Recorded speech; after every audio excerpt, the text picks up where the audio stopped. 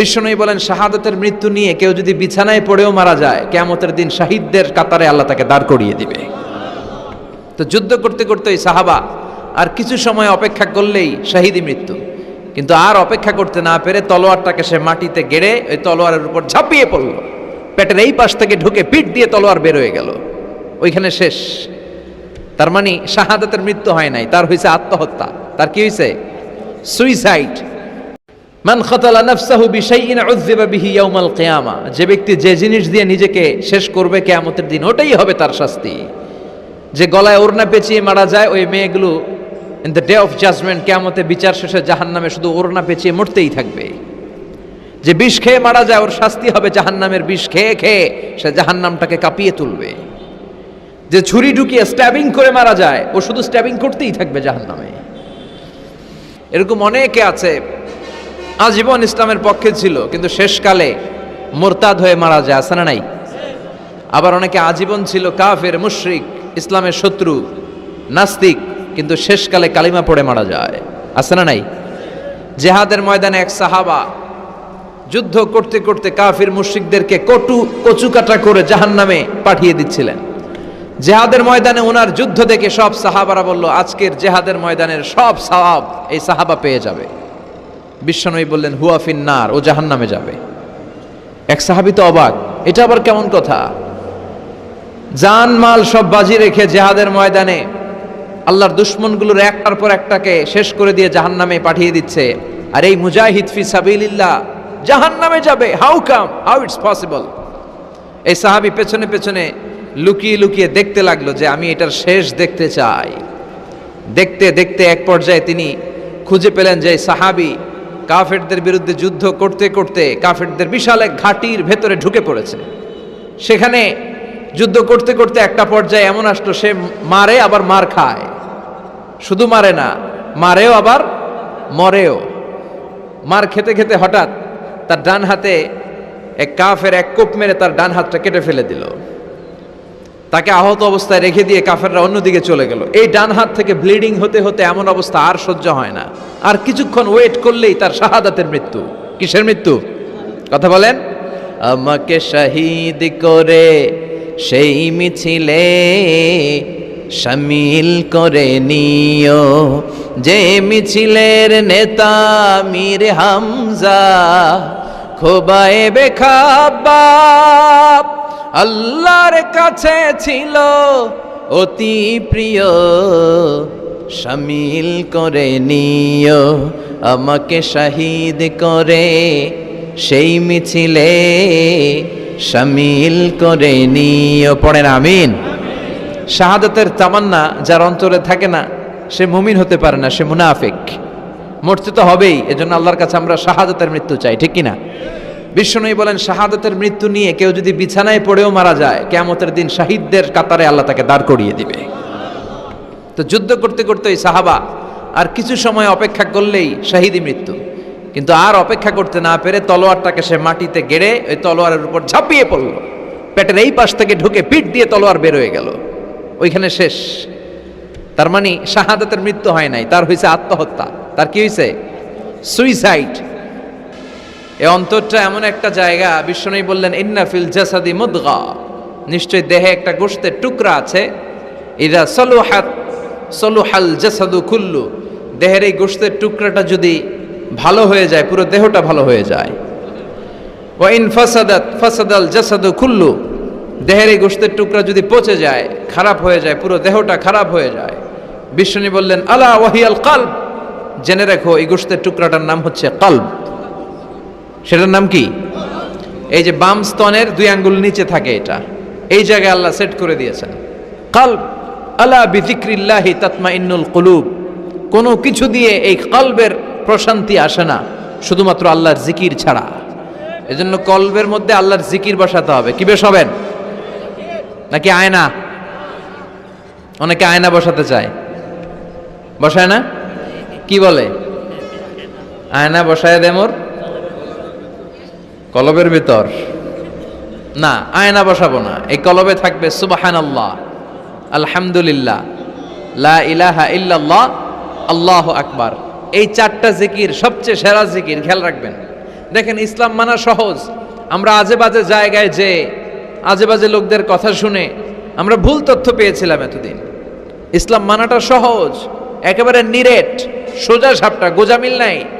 আল্লাহর কথা আর আল্লাহ রাসূলের কথায় কোনো গোজামিল থাকে না। সুবহানাল্লাহ, আলহামদুলিল্লাহ, লা ইলাহা ইল্লাল্লাহ, আল্লাহু আকবার। পড়েন সুবহানাল্লাহ, আলহামদুলিল্লাহ, লা ইলাহা ইল্লাল্লাহ, আল্লাহু আকবার। এই চারটা তাসবিহ হচ্ছে, চারটা জিকির হচ্ছে শ্রেষ্ঠ জিকির, শ্রেষ্ঠ। তো শ্রেষ্ঠই তো পাইছেন, আর এদিক ওদিক তাকান কেন? পড়েন ইচ্ছা মতো, ইচ্ছে মতো পড়েন, ইচ্ছে মতো পড়েন। এই চারটা জিকির একসাথে মিলিয়েও পড়া যায়, আলাদা করেও পড়া যায়। আবার বিশ্বনবী বললেন, মিজানের পাল্লা ভারী করতে চাও, ফাআম্মা মান সাকুলাত মাওয়াজিনুহু ফাহুয়া ফি আইশাতির রাদিয়া। মিজানের পাল্লা যারা ভারী করতে চাও তারা দুইটা জিকির করবা, সুবহানাল্লাহি ওয়া বিহামদিহি, সুবহানাল্লাহিল আযীম। এই দুইটা শব্দ কালিমাতান হাবিবাতান ইলার রহমান, আল্লাহর কাছে খুব প্রিয়। সাকিলাতানি ফিল লিসান, এই জিহ্বার মধ্যে এই শব্দ দুইটা উচ্চারণে খুব সহজ, খুব পাতলা। সাকিলাতানি ফিল মিজান, কিন্তু এই শব্দ দুইটা মিজানের পাল্লায় রেখে দিলে অনেক ওজন হয়ে যাবে। সুবহানাল্লাহি বিহামদিহি, সুবহানাল্লাহিল আযীম। পড়তে রাজি আছেন তো? প্রত্যেক ফরজ সালাতের পরে আয়াতুল কুরসি পড়বেন। কি পড়বেন? মুখস্থ আছে না? এটা পড়ে ফু দিলে কোনো জিন পড়ি, ব্ল্যাক ম্যাজিক কোনো কিছু আপনারা ধরতে পারবে না। বিশ্বনবী বলেন, মান কারাআ আয়াতাল কুরসি দুবুরা কুল্লি সালাতিন মাকতুবা লাম ইয়ামনাহু মিন দুখুলিল জান্নাতি ইল্লাল মাউত। প্রত্যেক ফরজ সালাতের পরে কেউ যদি আয়াতুল কুরসি পড়ে, তার জান্নাতে ঢোকার ব্যাপারে আর কোনো বাধা নিষেধ থাকে না। একটা জিনিস ছাড়া, সুবহানাল্লাহ, আরেকটু পরে কোন একটা জিনিস ছাড়া, ইল্লাল মাউত, সেটা হচ্ছে মৃত্যু। লোকটা মরে না তাই জান্নাতে যায় না, মরলেই জান্নাতি। এবার সুবহানাল্লাহ। তাহলে প্রত্যেক ফরজ সালাতের পরে আয়াতুল কুরসি দরকার আছে না নাই? প্রত্যেক ফরজ সালাতের পরে সালাম ফিরিয়ে আওয়াজ করে পড়বেন আল্লাহু আকবার। 3 বার পড়বেন আস্তাগফিরুল্লাহ, আস্তাগফিরুল্লাহ, আস্তাগফিরুল্লাহ। সুবহানাল্লাহ 33 বার, আলহামদুলিল্লাহ 33 বার, আল্লাহু আকবার 34 বার। অথবা শেষে 3টা 33 বার পড়ে মিলাবেন লা ইলাহা ইল্লাল্লাহু ওয়াহদাহু লা শারীকা লাহুল মুলকু ওয়া লাহুল হামদু ওয়া হুয়া আলা কুল্লি শাইইন কাদির। আরেক বর্ণনা একটু বাড়ানো হয়েছে, ইউহয়ী ওয়া ইউমীত ওয়া হুয়া আলা কুল্লি শাইইন। এগুলো পড়ে না, কোত্থেকে কি হাবিজাবি পড়ে ঈমান নষ্ট করে। এজন্য মুমিন হবে, মুমিন they work smart, they don't work hard. মুমিন স্মার্টলি কাজ করে, মুমিন কষ্ট করে কাজ করে না। সুবহানাল্লাহ কইবেন না? মুমিন সুযোগ খোঁজে, মুমিন কাজ করে smartly. They don't work hard, they work smart, they work smart. তারা স্মার্টলি কাজ করে। আপনারা জানেন কাবা ঘরের 4টা কর্নার আছে। একটা কর্নারের নাম হচ্ছে রুকনুল হাজারিল আসওয়াদ, এটার নাম হচ্ছে ব্ল্যাক স্টোন কর্নার, যেখানে হাজরা আসওয়াদের পাথর আছে। এই পাথরটাতে চুমু দিলে জীবনের গুনাহ সব মাফ করে দেয় কে? এটা জান্নাতি পাথর।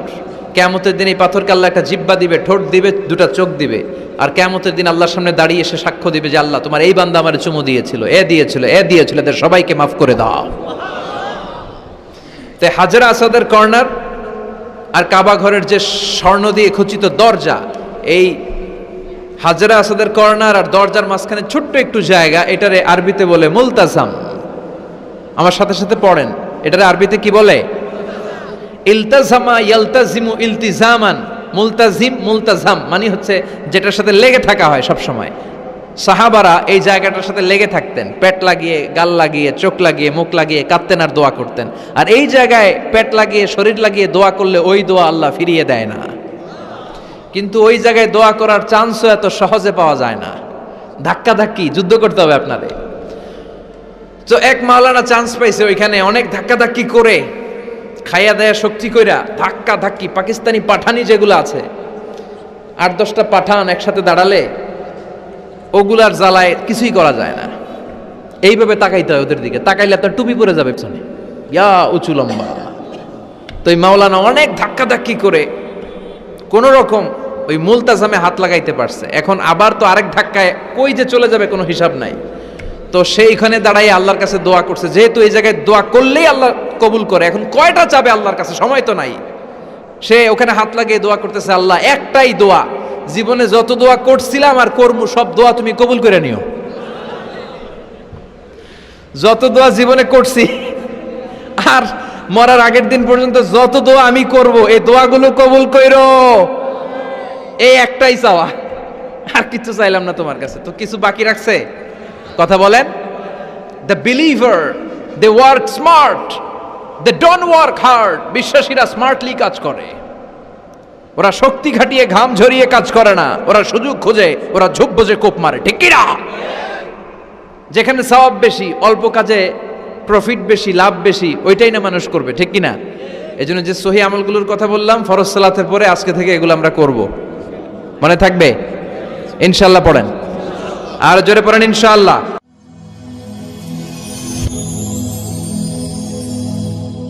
Rose TV 24.